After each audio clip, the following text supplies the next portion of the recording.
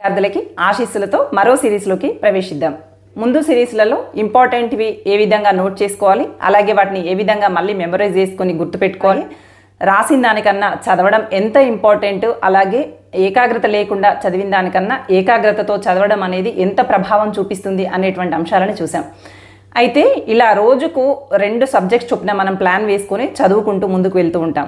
అయితే నాన్న మీరు ఇక్కడ ఒక్క విషయం గుర్తుంచుకోవాలి. ఏంటి అంటే చదువుతున్నటువంటి ప్రతి అంశం నుంచి మీరు ఒక అవగాహన కలిగి ఉండాలి. ఏ చాప్టర్ నుంచి ఎన్ని మార్కులు వచ్చేటువంటి అవకాశం ఉంది, లాంగ్ ఆన్సర్కి ఎన్ని మార్కులు, లాంగ్ ఆన్సర్కి మామూలుగా అయితే 8 మార్కులు అలా ఇస్తూ ఉంటాడు, షార్ట్ ఆన్సర్కి అయితే 4 మార్కులు, ఇంకా షార్ట్ ఆన్సర్కి 2 మార్కులు, లేదంటే 1 మార్కు ప్రశ్నలు ఇలా ఉంటూ ఉంటాయి. మీరు వాటిని అవగాహన చేసుకొని లాంగ్ ఆన్సర్కి అయితే ఏ విధంగా ఒకటే ఆన్సర్ని ఇప్పుడు మనకు ఉన్నటువంటి ఎగ్జామినేషన్ మెథడ్ ఎలా ఉంది అంటే బట్టే విధానాన్ని పిల్లల నుంచి బయటికి తీసుకురావాలనేటువంటి ఉద్దేశంతో అప్లికేషన్ మెథడ్ అని చెప్పి అంటూ ఉంటాం అనమాట. ఏ క్వశ్చన్ అయినా ఒకవేళ 8 మార్కులకు ఇచ్చినట్లయితే దాన్ని ఏ విధంగా పెంచి రాయాలి, ఒకవేళ అదే క్వశ్చన్ని 4 మార్కులకు ఇచ్చినట్లయితే ఏ విధంగా కుదించి రాయాలి, ఎలా క్లుప్తంగా రాయాలి, ఎలా వివరంగా రాయాలి అనేటువంటి అవగాహన ఖచ్చితంగా కలిగి ఉండాలి.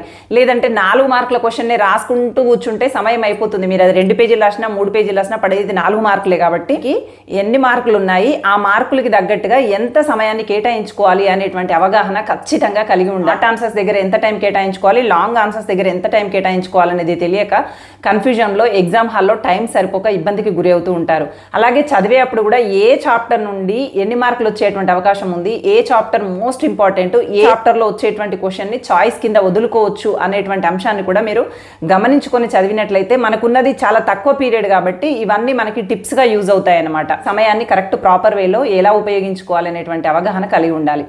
అలాగే ఆన్సర్ రాస్తున్నప్పుడు ఏవైతే ఇంపార్టెంట్వి మెయిన్ హెడ్డింగ్స్ లేదనంటే ఇంపార్టెంట్ కొటేషన్స్ లాంటివి ఉన్నప్పుడు వాటికి కొటేషన్ మార్క్స్ ఇచ్చుకుంటూ కింద అండర్లైన్ చేసుకుంటూ కొంచెం వాటిని హైలైట్ చేస్తూ క్యాపిటల్ లెటర్స్లో లేదంటే బిగ్ లైన్స్లో రాయటం అనేది మీరు పేపర్ని చూడగానే వాళ్ళకి ఇంప్రెషన్ పడేటువంటి అవకాశం ఉంటుంది. ఎంతవరకు నేర్చుకున్నాము అనేది ఒకటైతే ఆ నేర్చుకున్న దాన్ని ఏ విధంగా ప్రజెంటేషన్ చేశాము అనేది కూడా మనకి చాలా వరకు ప్రభావాన్ని చూపిస్తుంది. కాబట్టి ఆన్సర్ ప్రజెంటేషన్ అనేది కూడా చాలా చాలా ముఖ్యమైనటువంటి విషయం. అశ్రద్ధ అనేది అస్సలు పనికిరాదు.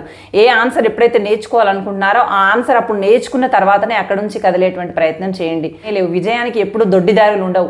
ఒకవేళ ఉన్నా అవి మనల్ని అగౌరవపరుస్తాయి, అవమానపరుస్తాయి. మీరు నమ్ముకొని వెళ్ళారనుకోండి, చాలా నిర్భయంగా ధైర్యంగా మీ ఆన్సర్ని మీరు రాయొచ్చు. ఏ అంశమైనా కానివ్వండి, ప్రాక్టీస్ ప్రాక్టీస్ ప్రాక్టీస్ ప్రాక్టీస్ మాత్రమే మనల్ని నిలబెడుతుంది. దాన్నే ప్రయత్నం అంటున్నాం. ప్రయత్నం మాత్రమే మనల్నిగా చూపిస్తుంది ప్రపంచానికి. అందుకని ప్రయత్నం చేయండి. అప్పుడు ఎగ్జామ్ హాల్లో ఆన్సర్ ప్రజెంటేషన్ కూడా చాలా చక్కగా చేయగలుగుతారు. మీ పరీక్షలు బాగా రాసి మీ తెలివితేటల్ని పరిపూర్తిగా వినియోగించుకొని మీ ఆత్మవిశ్వాసంతో నిండైనటువంటి మార్కులతో బయటికి రావాలని మనస్ఫూర్తిగా ఆశీర్వదిస్తున్నాను.